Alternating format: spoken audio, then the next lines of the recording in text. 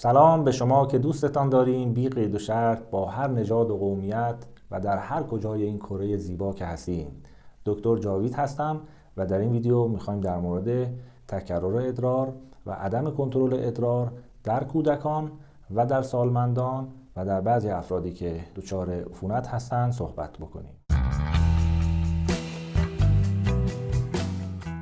دلیل اول برای عدم کنترل ادرار بعضی از مشکلات دیسک و ستون فقرات هست و کسانی که ضایعات مغزی نخاعی دارند، یعنی ضربه خوردن یا مشکلات نخاعی دارند که اون عصب اون قسمت در واقع دچار ایراد شده. این علت اول عدم کنترل ادرار هست. علت دوم عدم کنترل ادرار مربوط میشه به شوک‌های عصبی، ترس و استرس های ناگهانی که حالا در اصطلاح عامیانه هم هست، حالا یه مقداری هم شاید مؤدبانه نباشه، میگه اگه در واقع اینقدر ترسید که از ترس به خودش خیس کرد. اینو شاید شنیده باشین، ولی این در واقع یک اصل علمی هست و زمانی کسی شوک میبینه و یک دفعه دچار ترس میشه، در واقع این ماهیچه ها کنترل خودشون رو از دست میدن و اسفنکتر مثانه کنترل خودش رو از دست میده و فرد دچار در واقع دفع بی‌موقع ادرار میشه. علت سوم مربوط میشه به عفونت‌های مثانه و کلیه و کسانی که دچار این عفونت‌ها میشن اینها بعضا دچار عدم کنترل میشن.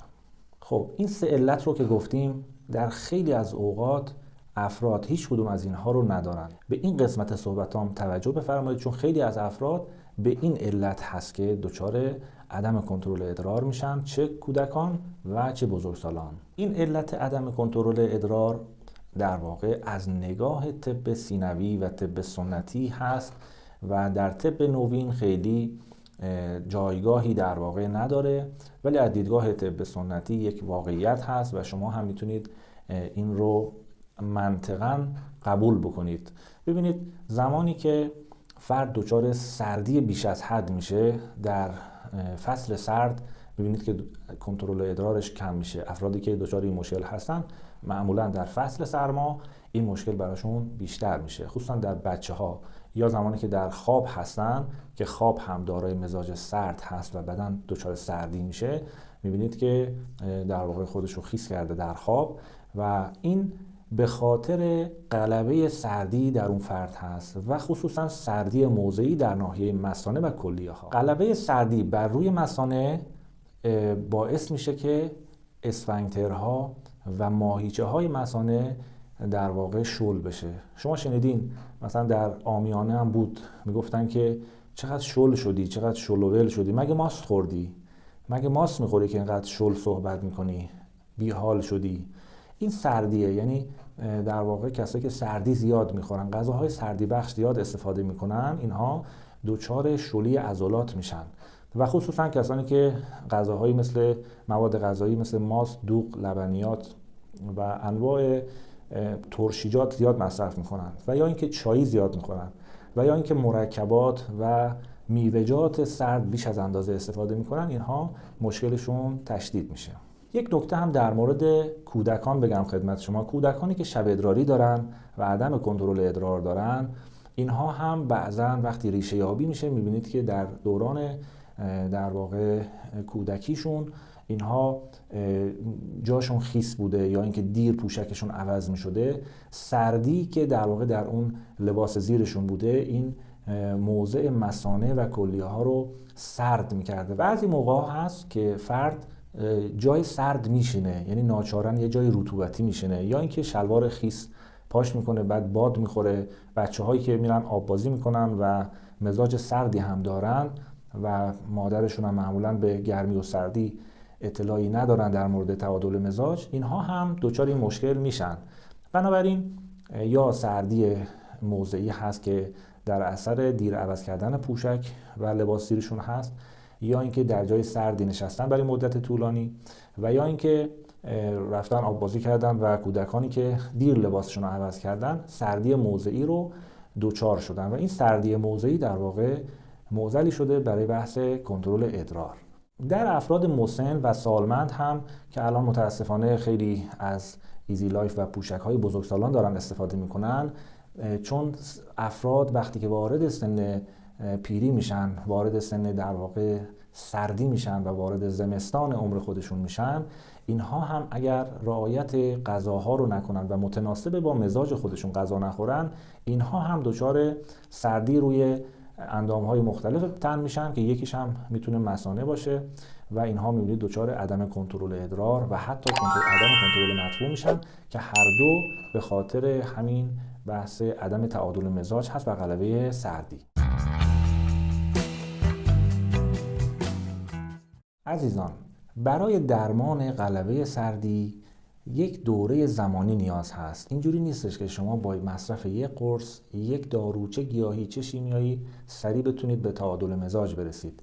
برای تعادل مزاج و برطرف کردن سردی یک دوره 40 تا 60 روز زمان نیاز هست که بافتی که آرام آرام دچار سردی و غلبه مزاج شده و سوء مزاج دچار شده به حالت تعادل برگرده و اون عضلات و اسفنکترهای مثانه حالت طبیعی خودش رو به دست بیاره. بنابراین 40 تا 60 روز این موارد رو انجام بدید.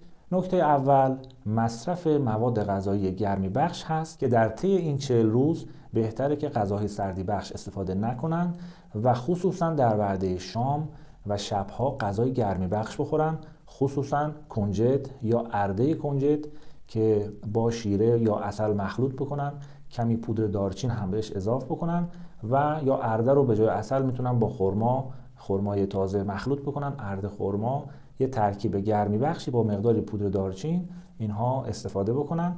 اگر خیلی سردی زیاد بود میتونید کمی هم پودر زنجبیل بهش اضافه بکنید. یک حلوای خوشمزه درست بکنید، شبها این افراد چه بچه باشن چه بزرگسال استفاده بکنند. در طی روز سعی بکنند به جای استفاده از چایی از دمنوش دارچین استفاده بکنند و دمنوش لیمو عمانی و هل. این در واقع لیمو عمانی رو اگه دم کردن باید با عسل مصرف بکنن. گرچه لیمو عمانی کمی خنکی داره ولی چون متابولیسم رو افزایش میده باعث گرم شدن تدریجی تن میشه و دارچین هم که بسیار اثر خوبی داره، خصوصا برای کسانی که تکرر ادرار دارن و در واقع خیلی اذیت هستن، حتما جایگزین چای سیاه و سبز بکنند.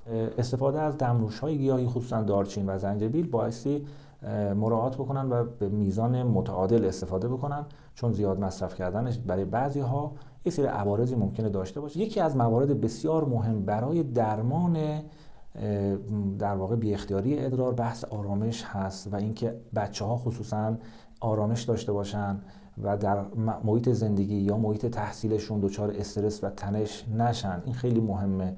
الان میبینید بچه‌ها بازی میکنن بخش زیادی از وقتشون رو بازی‌های پر استرس، بازی‌های کامپیوتری یا با موبایل که بازی میکنن بازی‌های وحشتناکی میکنن، خود اون به مرور یه اثر استرسایی روی تنشون میذاره و خود این درمان رو به تعویق میندازه. برای اینکه محیط زندگیتون آرام بشه و روان خودتون و بچه‌هاتون آرام بشه، توصیه ما اینه که حتما آموزش ببینید در این زمینه.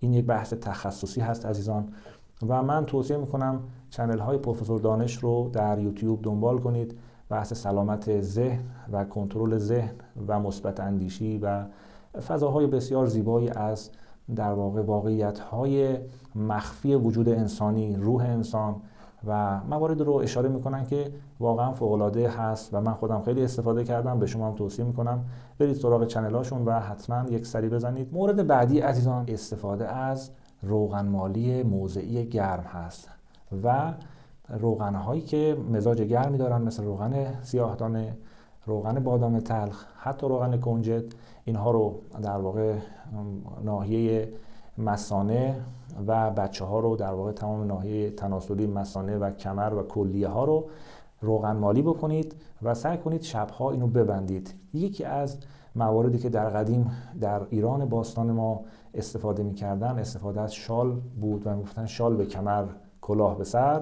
این شال به کمر هم باعث می‌شد که افراد کمرهای موزونی داشتن و اجازه در واقع رشد بیش از حد روی تو ناحیه کمر رو به خودشون نمیدادن، کمر رو میبستن و همین که کلیه ها رو گرم میکرد و اجازه غلبه سردی بر روی کلیه و اندام های مثانه و اینها رو نمیداد. بنابراین بستن کلیه و کمر با شال نمدی یا پشمی یا با در واقع دستمال‌های نخی برای بچه‌ها خیلی خوبه و برای بزرگسالان اگر کمر رو ببندید، این بستن کمر خواص بسیار زیادی داره، چون میدونید که غده فوق کلیه ما هورمون خونساز رو، هورمون در واقع که باعث رشد و خونسازی میشه رو ترشح میکنه غده فوق کلیه، و وقتی گرم هست عملکرد بهتری داره تا زمانی که فرد سرد باشه و یه بادی به کلیه هاش بخوره یا گرم و سرد بشه در طی روز. اینها گویا که یه اثر منفی بر عملکرد این غدت میذارن. بنابراین شال بستن، روغن مالی گرم کردن، نوشیدن دمنوش‌های گرم و مصرف غذاهای گرم و ایجاد آرامش در محیط خونه میشه درمان برای این افراد و عزیزان. موفق باشید. خدا نگهدار.